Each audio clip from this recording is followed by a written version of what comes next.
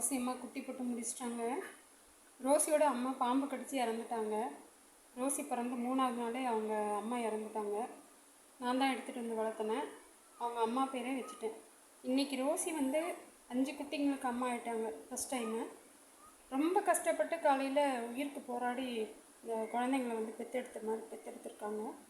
அதில் ஒரு குட்டி பிறக்கும் போதே இறந்துருச்சு. இன்னொன்று உயிருக்கு போராடிட்டு இருக்குங்க. ரொம்ப கஷ்டம். இது உங்களுடைய வாழ்க்கைன்னா எதுக்கு வந்து இறைவன் படைக்கிறான்?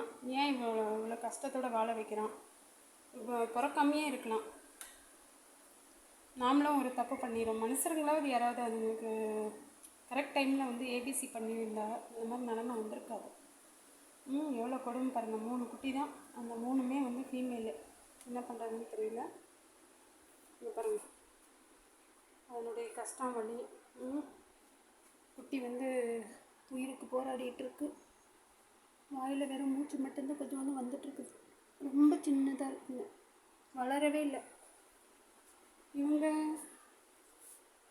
வயிற்றில் இருக்கும்போதே போயிட்டாங்க. பிறக்கும் போதே இறந்து தான் பிறந்தாங்க. இது ப்ளீடிங்கே, ஓவர் ப்ளீடிங், என்னன்னே தெரியல. போர்வை ஃபுல்லாக நனைஞ்சிடுச்சு. ரொம்ப கஷ்டமான வாழ்க்கைங்க, கஷ்டமான வாழ்க்கை.